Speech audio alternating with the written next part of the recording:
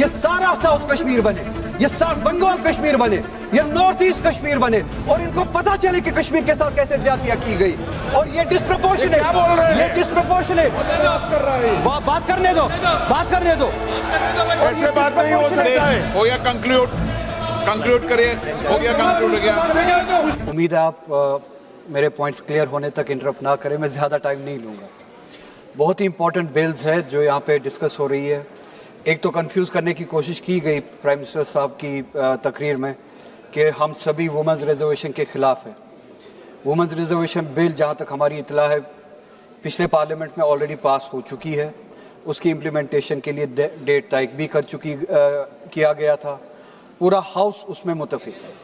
तो women's reservation के ख़िलाफ़ न कोई पार्टी है न कोई इंडिविजुअल है, हम सभी उसके साथ हैं।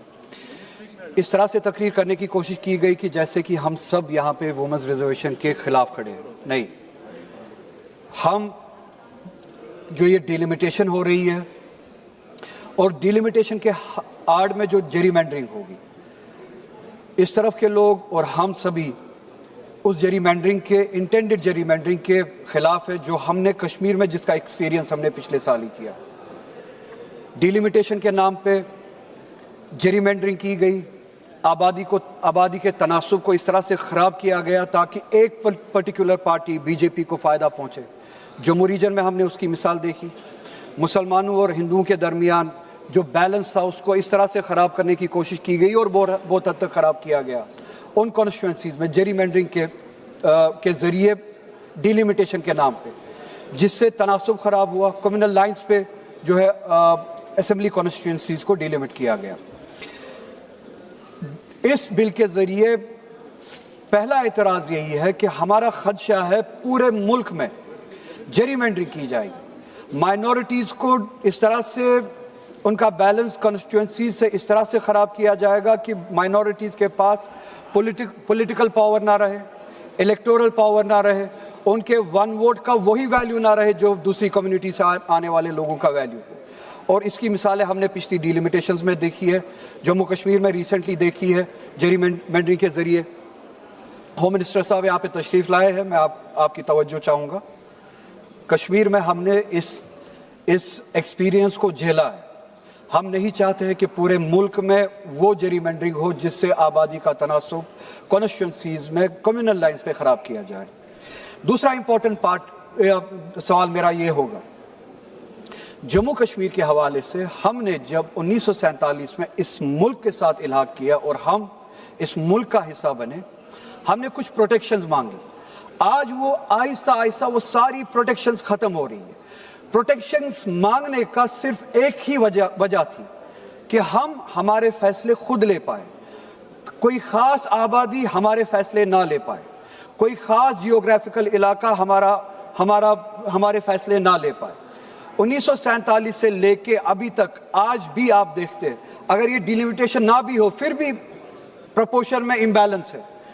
एक एमपी उठे थे सुबह वानाबी, मरहूम जेटली जी, आंजहानी जेटली जी के वानाबी, जो उनकी तरह बनना चाहते हैं, नाम उनका याद नहीं आ रहा है, साउथ से वो कह रहे थे, खुद उन्होंने कोट किया अरुण जेटली जी को और ये कहा कि अरुण जेटली जी ने 2001 में ये कह के फ्रीज को जायज़ ठहराया, डिलिमिटेशन के प्रोसेस को, कि उन्होंने कहा कि प्रोपोर्शन जो है वो इम्बैलेंस्ड है, प्रोपोर्शन ख़राब है, it is tilted towards north. South के साथ अगर हम इस आबादी के तनासुब के साथ डिलिमिटेशन करें तो साउथ के साथ और बाकी रियासतों के साथ नाइंसाफ़ी होगी and they will be at disadvantage. We don't want them to be at disadvantage because of this population proportion.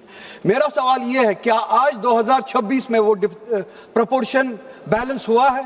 Proportion आज भी उतना ही खराब है। आप ये डिलिमिटेशन करें या ना करें, उसके बावजूद भी खराब है। इट्स टिल्टेड टुवर्ड्स नॉर्थ और इस डिलिमिटेशन के बाद it will further tilt towards north और सारी की सारी ताकत जो है 4-5 रियासतों में होगी। इस डिलिमिटेशन के बाद इंडेंटेड जो नंबर्स है, यूपी, बिहार, मध्य प्रदेश, राजस्थान, महाराष्ट्र और गुजरात मेनली, इनके पास तकरीबन कुल मिला के 400 के करीब सीट्स होंगे और जम्मू कश्मीर का फैसला ये 4-5 रियासतें अकेले ले सकती है। 2019 में इन्होंने 370 एब्रोगेट किया और ये क्या क्या किया कि वो डेमोक्रेटिकली किया। तीसरे सेक्शन में 370 के तीसरे सेक्शन में यह लिखा है आईनी तौर कि अगर आपको इसमें कोई चेंजेस लानी है 370 में, तो आपको constituent assembly of Jammu and Kashmir से पहले कंकरेंस लेनी है। आपने नहीं ली। आपने कहा कि गवर्नर ने वहां से कंकरेंस दी, उस गवर्नर की कंकरेंस को हम जम्मू कश्मीर कॉन्स्टिट्यूएंट असेंबली की कंकरेंस मानते हैं। That is the miss representation of constitution, of the spirit of constitution. मुझे मेरा पॉइंट कंप्लीट करने दीजिएगा। उसके बाद हमारे पास एक ही इदारा बचता है। जब आपने वो चोरी की, फिर एक ही इदारा बचता है, वो पार्लियामेंट है। पार्लियामेंट में आके जम्मू कश्मीर के लोग अपने हुकूक के लिए लड़े, तो आइडियली पार्लियामेंट में होना चाहिए हमारे वोट का वैल्यू भी उतना ही हो जितना बिहार, यूपी, महाराष्ट्र, गुजरात का हो। पर जब आपने देखा हमारे पास 6 वोट्स है, लद्दाख मिला के हम 6 वोट जम्मू कश्मीर से चाहे कुछ भी करे, 370 के हक में हो या 370 के खिलाफ हो, 6 के 6, मगर प्रोपोर्शन इस हद तक खराब है इस पार्लियामेंट में कि हम कुछ भी नहीं कर सकते। यूपी मन बना ले, बिहार मन बना ले, राजस्थान गुजरात मन बना ले, ये हम पे चीजें थोप सकते हैं और हम कुछ नहीं कर सकते। हम लाचार है। और जो 2019 में हमने देखा, इस डिलिमिटेशन के बाद वो प्रोपोर्शन और ज्यादा खराब होगा और उसका अताब जो है, उसकी लाठी जो है वो साउथ पे भी बरसेगी, बंगाल पे भी बरसेगी, नॉर्थ ईस्ट पे भी बरसेगी। और मैं खुश हूं ये सारा साउथ कश्मीर बने, ये सारा बंगाल कश्मीर बने, ये नॉर्थ ईस्ट कश्मीर बने और इनको पता चले कि कश्मीर के साथ कैसे ज्यादतियां की गई। और ये डिस्प्रपोर्शनेट, क्या बोल रहे हैं? ये डिस्प्रपोर्शनेट, बात करने दो, बात करने दो। ऐसे बात नहीं हो सकता है। हो गया कंक्लूड करिए, हो गया कंक्लूड हो गया।